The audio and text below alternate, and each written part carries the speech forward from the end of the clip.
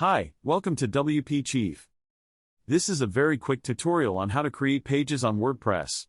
It's one of the most basic things to do on WordPress, so you'll learn it in no time. First, go to Pages and then click on Add New Page. Next, run through the following 4 steps. First, add a title. The URL will then be created based on the title if you chose that type of permalink. Next, click on the plus button to add blocks and content. Number 3 is optional, but adding a featured image makes your page show up nicely on Facebook and other social media platforms if you use a SEO plugin. Ideally, use an image that is 1200 pixel wide and 630 pixel in height. Finally, click the Publish button and your new page is created.